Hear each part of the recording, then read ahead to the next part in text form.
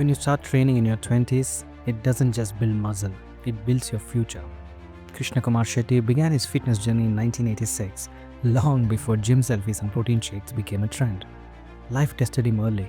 When he lost his father, responsibility came first. Career, family, survival. But he never let go of that 1 hour a day that belonged only to him. From a small gym in Chennai to corporate boardrooms in Dubai, Oman and Bengaluru, Krishna's story proves one simple truth. When you build discipline in one part of your life, it spills into everything else. That same discipline made him a top-performing leader, from salesman to CEO across global automobile brands like Toyota, Mercedes, BMW and Lexus. At 57, when most people slow down, Krishna decided to lift heavier, entering the world of powerlifting. Within a year, he won 4 gold medals and a national 4th place finish in the Masters category. Today, he says, start early, because what you do in your 20s shows up in your 50s. You can be a CEO, a father, a leader, and still make time to train. Because fitness isn't separate from success. It's the foundation of it. Krishna Kumar Shetty, strong for life, intentional in everything. Hello and welcome to another episode of Intentionality, where we talk about life and work with purpose.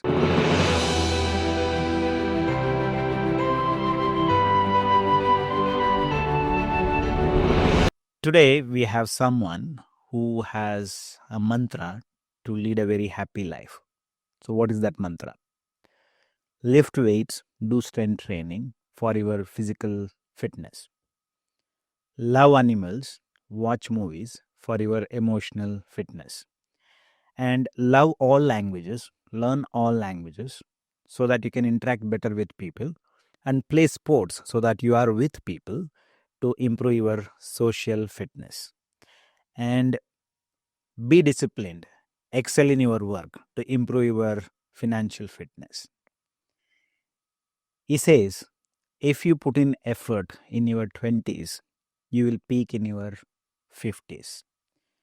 So we have Krishna Kumar Shetty, who has hit his peak in his 57. Let's learn about his life and how he achieved it. Welcome, sir, to the Intentionality podcast. So tell us about your early life. Take us back to Chennai, where you grew up, and how did you get into fitness initially? As a kid, I was always the smallest in class, especially when it came to sports. I loved games like cricket and volleyball, but I was often left out because of my size. That used to bother me. Instead of feeling sorry, I decided to get stronger. That was the spark. Fitness started as a way to prove to myself that I could be better, not to anyone else. Early 80s, it was not common that people would go to gym. And even today, gyms like barbell therapy are not common. Those days, gyms were not common. But yeah, as a young kid, you got started into working out in the gym. How did that happen? As I told you, I come from a sporting background, and my journey started in probably 11th standard when my friends they built a conventional gym in their house. So they bought those iron plates and iron dumbbells, and that's how they pushed me to start working out because they know I was always into sports, and that's the journey when I started working out with them. And they were the basic trainers. They taught me how to do the basic gymming and things like that. And later on, once I moved into college, my college had a conventional gym, so every day I would go there in the mornings and evenings and work out along with my other sports. So I have 2 daughters. Both of them are so busy with their exams all the time. So if I ask them to do something physically, they say, no, we have to study, we have to do this homework. So how was it those days in 80s? So was it not very competitive? Did you have enough time or did you make time? I mean, apart from my college, at school and college, I was always into, as I mentioned, I was always into sports. And whenever I got free time, so I either played cricket or volleyball, or I just got into gymming. So these are the two things. Studying and gymming was the two things which I did very religiously. Is that because social media was not so uh, I mean, if you look at it that way, I mean, today social media is so much, but still, I mean, you find time to do your thing. So I basically believe that if you're committed to yourself, if you have that some kind of a self love, I think you will any which ways find time to complete your workouts. So early in your life, you lost your father, and then you had to take on additional responsibility. How did that shape your mindset? I mean, overnight I lost my dad. It was a shocker. I was just completed college and I was looking at some breaks. But then I had to get into that discipline and routine to take care of myself and my family. So they say, certain situations and circumstances teach you the hard way. So that's when I. But still, I never gave up on my sports and my gymming activity. Though I had to take up a job and do my 9 to 5 routine. But I always would go to the gym and work out, and also whenever I found the time, I would go and play a sport for sure. How old were you then?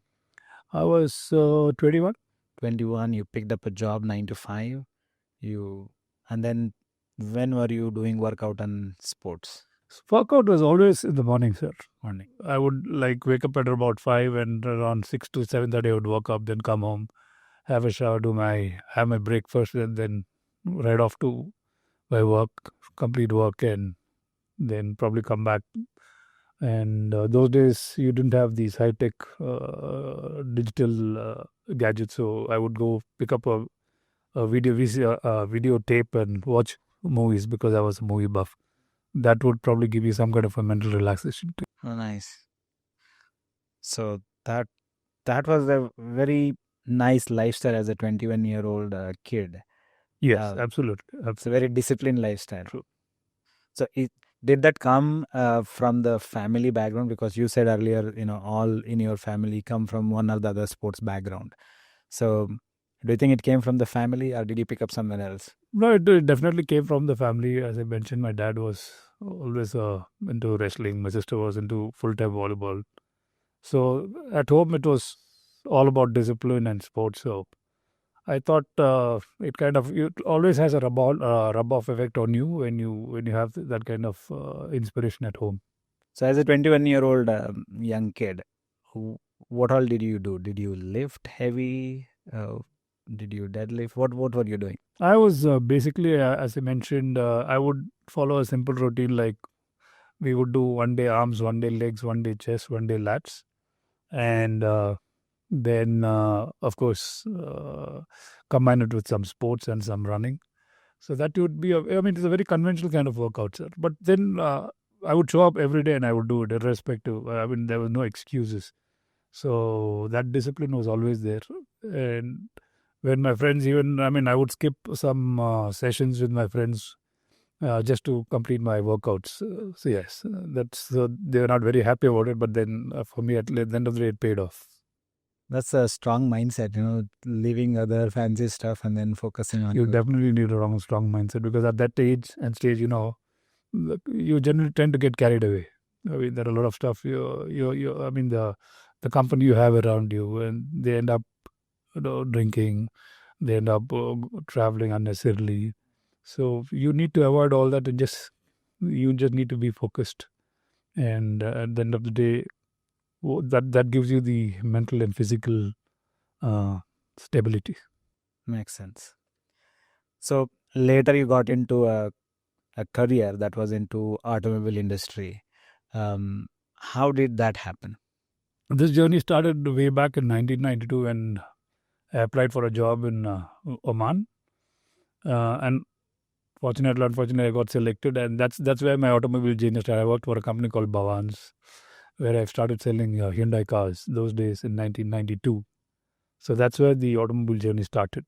Since then, it's only been automobiles. Even when you moved to the Gulf side of the world, you continued to focus on your fitness. Absolutely. If you look at it, if you look at the 92 to 96 stint in Muscat, I picked up a couple of dumbbells and kept it in my room. And I was playing a lot of cricket and volleyball there. So every day I would do my routine. If not anything, I would definitely do my push-ups and I would do my sit-ups. I would do my pull-ups. Then I would do my dumbbell workouts. So, see, if you have that commitment, nothing can stop you. You just need to be committed to yourself. And then you will be able to achieve whatever you want. Makes sense. So later you got into a career that was into automobiles. How did that happen? You definitely need a strong mindset because at that age and stage, you have the mental and physical stability. And as I repeat myself, if you have that self-love, I don't think anything can come and stop you. If you have the will, you just can do it. You just need to, I always believe that consistency beats everything. So you need to show that kind of a discipline and consistency. I'm sure uh, the results later on will kind of ensure that that momentum is there. Got it. You said you almost got selected to, you were on the verge of getting selected to Oman national cricket team. And then you moved back to India. Yes. So my cricketing, serious cricketing career started in '93 when I got picked up for this team called MSC Coles in Muscat. At that point of time, they were in D division. Then we went on winning. We got promoted to B division, where I was made the captain of the B division team. So it's one level below the national team. So when you're in B division, what happens is you also get to play with the national players. Like you play against the national players in those local leagues there. So that was a great experience. So then when you moved back, you actually played multiple roles in the automobile industry. You pretty much worked as a CEO as well. So if someone were to imagine this is how the CEO's life looks like, how does it look like? See, once I came back and I started from say a manager's role, then I became a GM, a vice president, finally a CEO. Probably the last 20, around 20 to 23 years, I've been handling the position of a CEO and a director.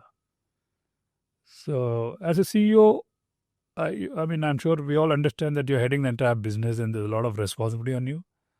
So I find some CEOs saying I don't find time for myself and my family, which I totally disagree. It's all about how you plan and how much you commit to yourself at the end of the day. I mean, you need to schedule it such a way that first of all you should feel that you're the most important. Only if you're fit and fine, then everything else around you works well.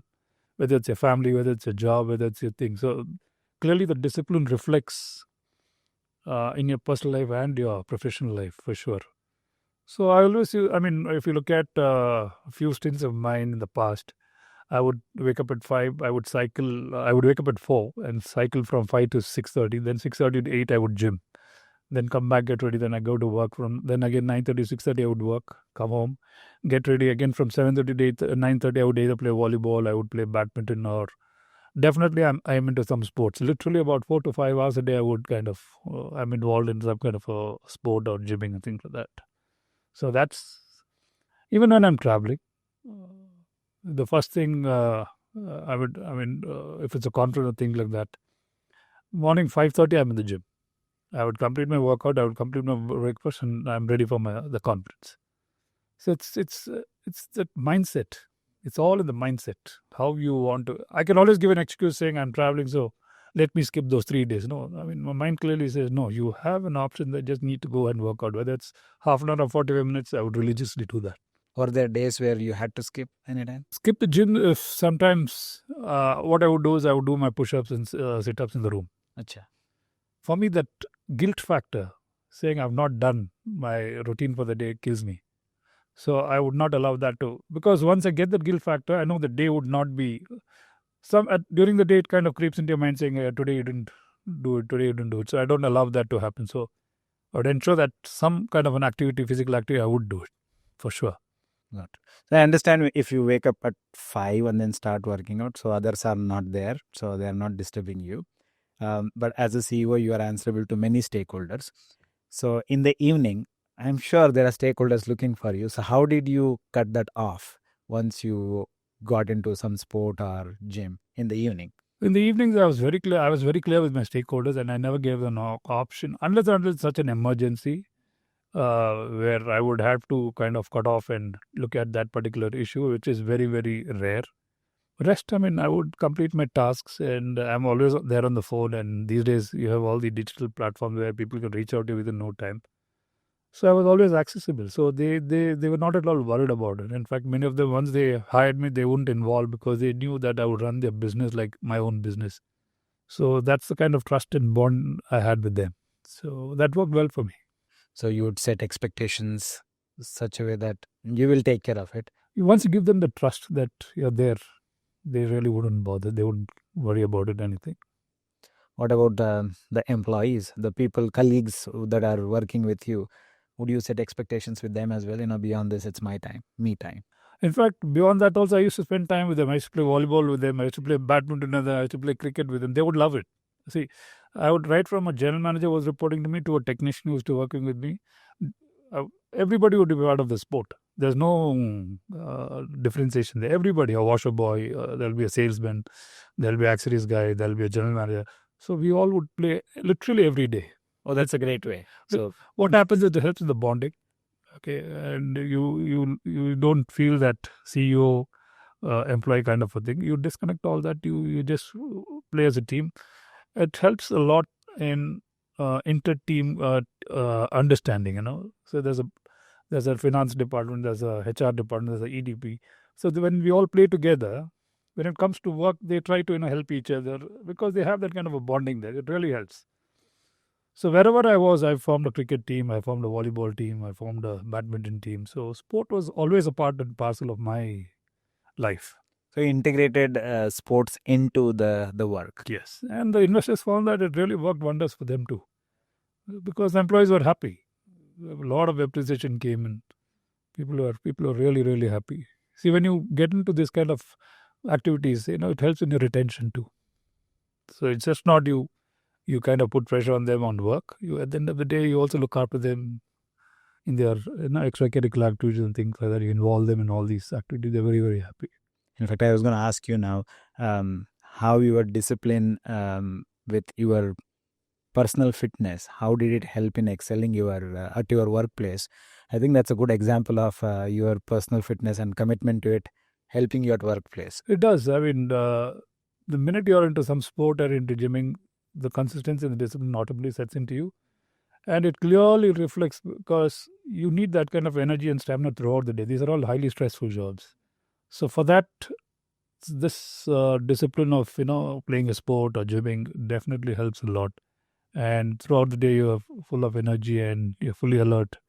And so people don't follow instructions, they follow examples, So you set an example to them, saying that as a CEO, as a leader, here's a man who's handling such a highly stressful job, but still he finds time to enjoy his life. I mean, he plays cycles, he gyms, he plays volleyball, he spends.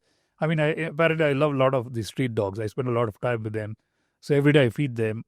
So you set an example, So I found after, I've joined certain organization, people have changed their lifestyles. They see that when they see that used to help me so much, they found that, and they also kind of adopted that kind of lifestyle, and many of them are very successful. That's fantastic. Did you institute any kind of competitions within the organization? Yes, we did a lot. We did inter-department tournaments. We did sports days where we had athletics. We had family sports days along with the employees. So we've done enough and more of that. Whichever organization I was a part of, we've done a lot of tournaments. Fantastic. It creates a competitive atmosphere. There's a lot of competition. There's fun. When there's competition, there's there's that fun element which creeps into the whole thing. So that makes sense. Did sports and physical fitness help you in building relationship with customers in any way? Oh, see, most of the time I handle luxury brands like BMW, Mercedes, Lexus, and many of these customers are into fitness and sports. So when they look at me, my personality, first thing is ask, are you from army, or are you were you in the army, or were you a cop, or are you really? I mean, do you play any sport, or do you gym? When the minute I say yes, I gym and I do, then there's a common ground that builds in. Either they or some family member is involved in some kind of a family activity. So it kind of helps in building that kind of a quick bond with the customer, which also helps in your business. They like it, and they tend to talk to you more. Then they feel that they're in the right place to buy the right product. So it's all linked. Such a great lesson. So would you suggest if somebody is in customer facing role, they should pick up some sport or get into physical fitness so that when they interact with their customers, there is some conversation starter already? Between you and me, honestly, if you look at post-COVID, people have realized the importance of health because many of them have lost their near and dear ones. So many of them have taken into some sport or some kind of a fitness, yoga or gymming or any kind of a lot of. I mean, these days there are a lot of different kind of fitness routine one can get into. So many of them have got into this, and it definitely helps in uh, what is it? It helps in people keeping themselves fit and active, and looking forward to something very exciting in life, kind of thing. Makes sense. Have you ever been injured during your career? Yeah, once I was playing cricket in Muscat, serious cricket, so I broke my left hand. I was running, I tripped and I fell and I broke my wrist. And then recently, just before COVID, I was playing a cricket match, final match, where I had hit a six and my right bicep just tore. So these are the two major injuries I faced. Otherwise, God has been kind and not been too injury prone. So one of the issues that people have with getting into any kind of physical activities is the fear of getting injured. So how do you manage to not get injured? So whatever injuries that you mentioned, those are freak accidents. But otherwise, how do you make sure that you don't get injured? See, I've been in this fitness line for, let's say, last 41 years. I always give importance to safety. See, we know our bodies. Body will give you certain signals, and you should understand and act accordingly at that point of time. Some people don't; they try to go overboard, and that's when your body gives up. So, if you're able to understand your body and act accordingly, you will definitely have no worry, nothing to worry. You just need to do your routine workout, and your body will respect that. Hello, sorry for the interruption. We want to thank our sponsors. This podcast is sponsored by Glampis. If you want to chill from your life and improve your mental fitness, you should go glamping. Glampis is just 80 kilometers from Bangalore, close to Tumkur. Enjoy the luxury of pods, rawness of the nature, and thrill of day outing activities, and much more. This podcast was recorded at our partners, Middle Overs Studios. If you want to record beautiful podcast, come over to Middle Overs.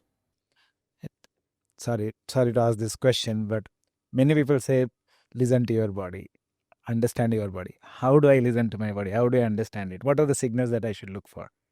See, for example, if you look at my current powerlifting career, what am I doing? So whether I'm doing a deadlift or a squat or a bench, there is a time when I understand that this is it. I'm not supposed to go beyond this. The effort that you put in, the stress that comes out of that effort will give you a signal saying, this is it. Don't push beyond this. Because beyond that, then that can cause you kind of an injury.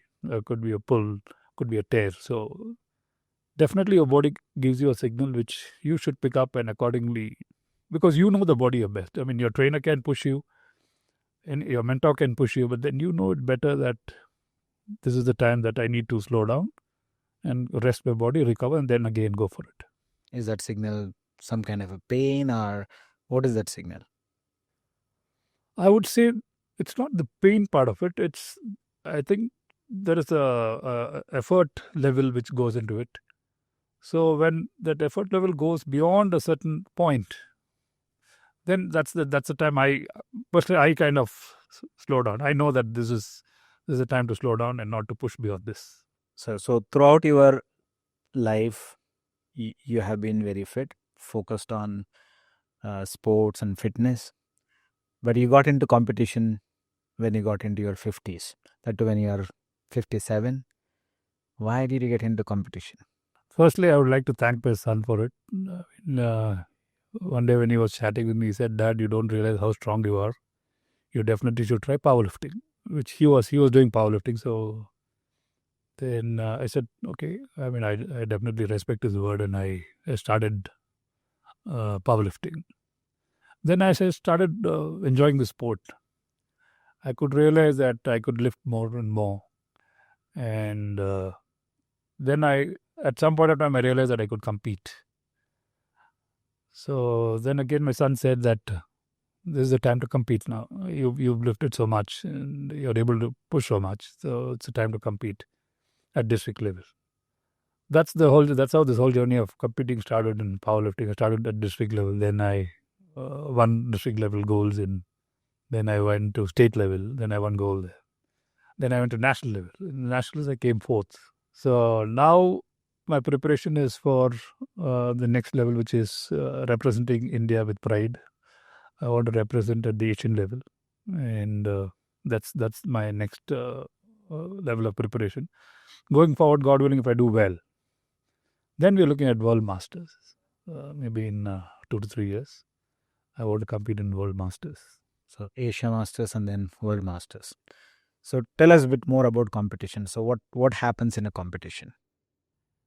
Competition, definitely. I mean, you have people from if you talk about national level, you have people from across the country, and different weight categories, different age categories, and I mean the kind of enthusiasm all of these participants was amazing.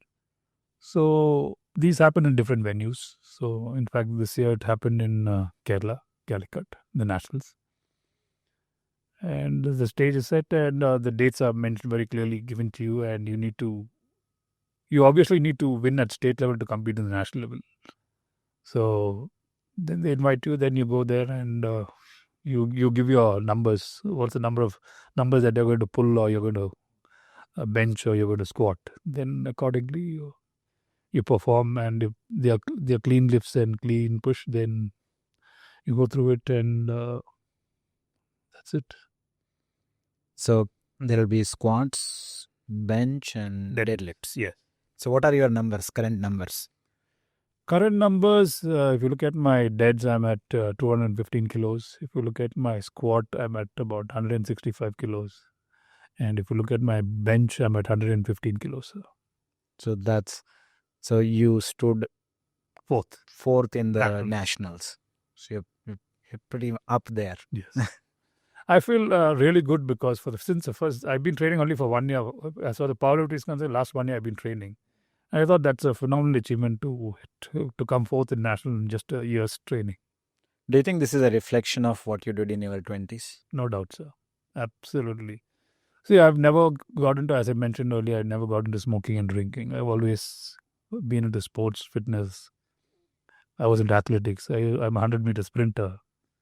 So that's probably has given me the kind of extra energy and stamina at this stage of life to kind of perform and deliver the kind of results that I've been able to achieve.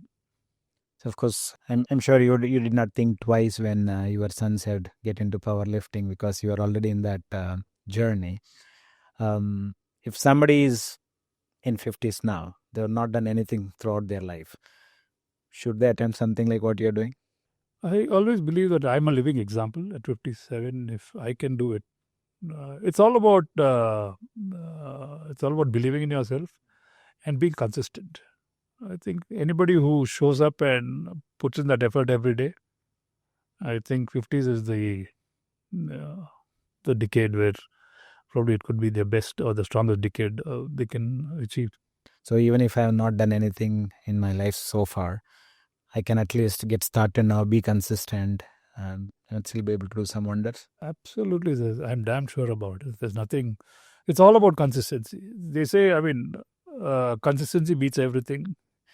They say you don't have to be gifted. You just need to show up every day and put in your best. And the results will automatically follow. Tell us about your training regimen now. So how does it go? I train 5 days a week and almost 3 hours a day. So there's a program that's given by my coach, and it's I mean, one day it could be it's a kind of a bench, one day it's a squat, one day it's a deads. Around that, there's a lot of auxiliary exercises like for your lats and your arms. You keep doing a lot of other exercises along with your cardio. So that's the kind of routine I follow, and I strictly follow diet because this sport definitely needs a lot of calorie intake, and you also need to burn a lot of calories. You can't have you need to balance your diet. You ensure that you take a high protein diet, and my wife ensures that I get enough of proteins. So that's big thanks to her. So that's how it is. This is my routine, and I do also take a lot of protein shake and combine a lot of high protein food like eggs, chickens, a lot of vegetables and fruits to ensure that it's a balanced diet. So, how does your training block look like for a competition? How long is it, and what all goes into it? The moment comp is coming up, we get to know about at least a month in advance. Yeah. So what happens is then the schedule changes a bit. It depends on either if it's is it a powerlifting comp or is it a bench press or a dead or a squat. Accordingly, we tailor the training schedule. If it's going to be a, say for example, if it's a bench, then the focus will be more on bench.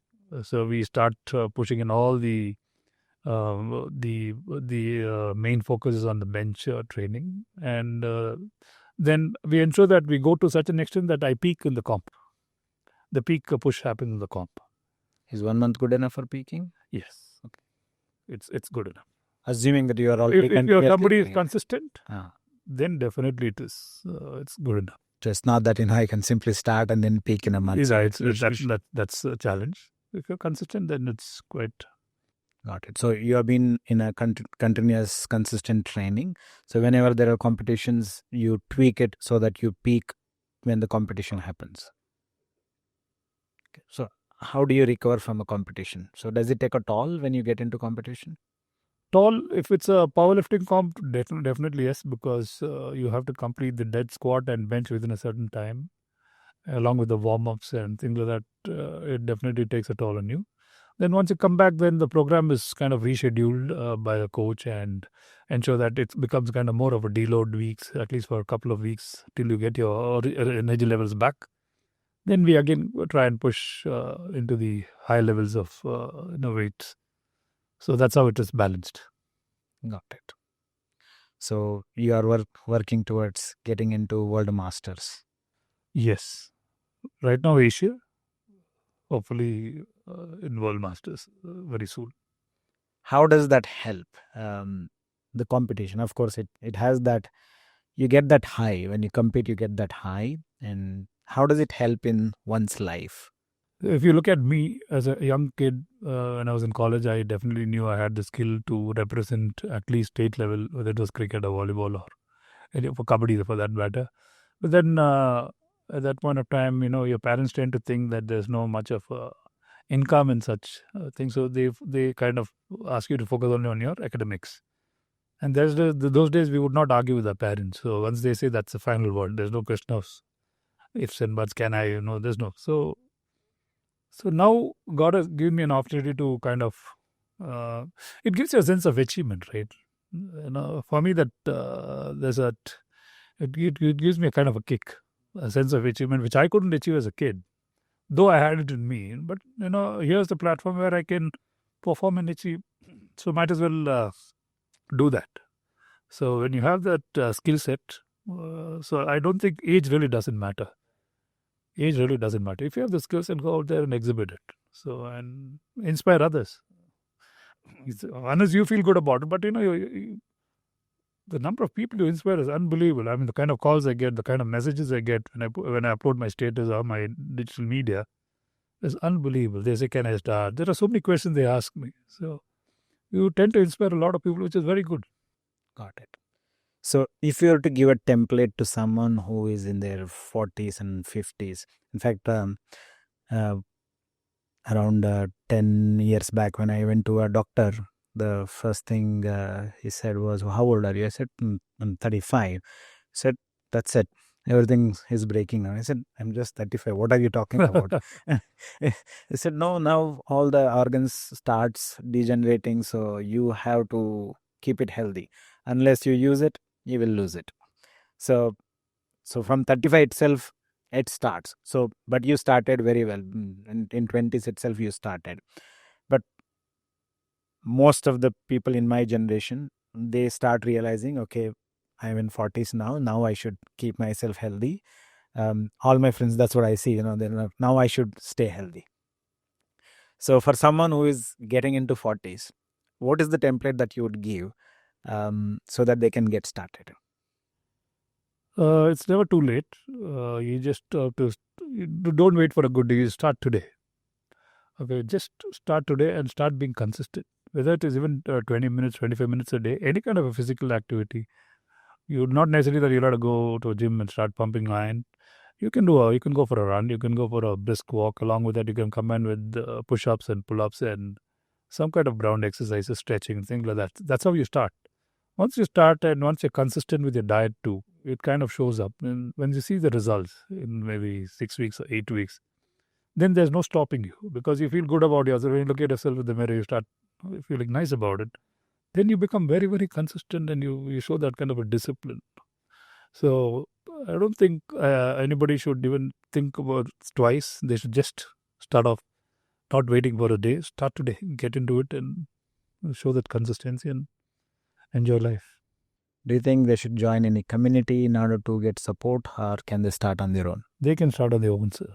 They can absolutely start, and they don't have to wait for any community and things like that. They can just go there and start of their own. It's all mindset. Okay, you want to do something, you'll do it. It's as simple as that. So don't look for motivation. Don't look for motivation. I mean, if you feel today, sometimes when I wake up, I feel lazy. But then my second mind says, get up and go. I go. So it's that, that results gives you that kick and thing like that. It drives you. It pushes you itself. So if you were to go back 20 years, maybe 25 years, or maybe go back, maybe 30 years, and then tell that 20-year-old kid who was you 30 years back or so, what would you tell that kid? Be consistent, be disciplined, never give up, and be patient. Results will come in. If you're consistent and if you're disciplined and you show that kind of a patience, the results will definitely come in. So that's what I will tell. Your story pretty much looks like you had a perfect life, right? So from 20 itself, you realized the importance of fitness, discipline, and then that carried on in your professional life, and then now it is showing results. You are peaking in 50s. It looks like a perfect story one should live. Do you have any regrets? Or is there anything that you want to change in your life? I have no regrets, to be honest. As a kid, maybe I had regrets that I couldn't go to the next level of sports.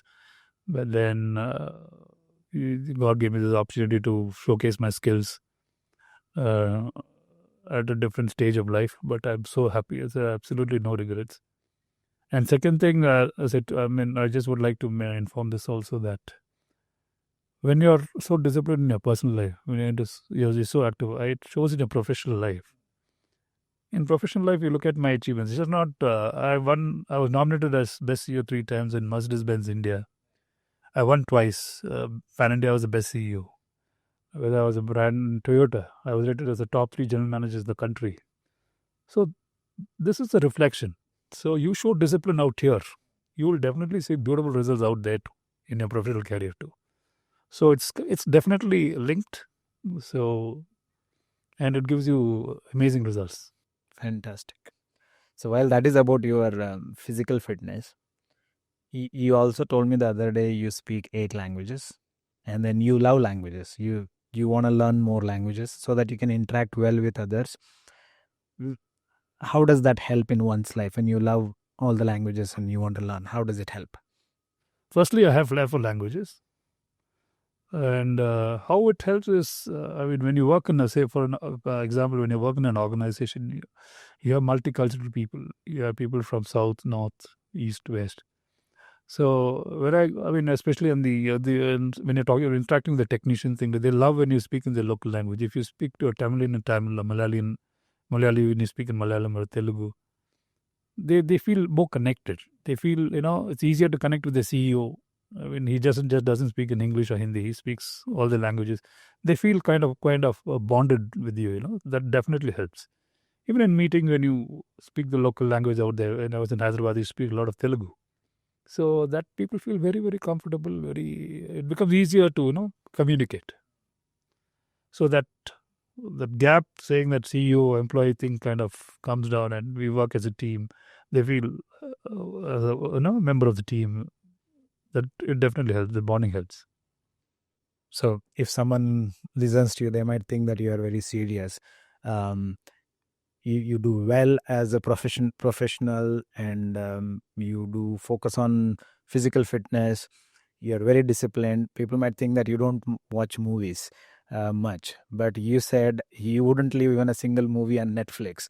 Absolutely. Not only Netflix, you tell me the entire OTT. You name the latest movie, I'd have watched it. I love movies, sir. Apart from sport and my work, it's movies and pets. So I watch all Malayalam, Telugu, Tamil, Kannada, Hindi, English, you name it. I watch all. I love watching movies. I'm a big movie buff. How does that help you? For me, it gives you a lot. It gives you a lot of mental relaxation, especially when you're working, when you're not gymming and things like that. It gives me a lot of mental relaxation. I help. For me personally, I feel very relaxed when I watch a good movie. So loving animals like dogs and watching movies gives you that emotion. Lot of. It gives you a lot of peace of mind. Honestly, when you get that kind of peace of mind, it helps you in your work because your mind is free. You're able to focus better. You're more alert. So results are positive. Sir, what parallels do you draw between building strength and building companies, building teams? See, I mean, there's a lot of similarity, whether it's your work or whether it's your lifting.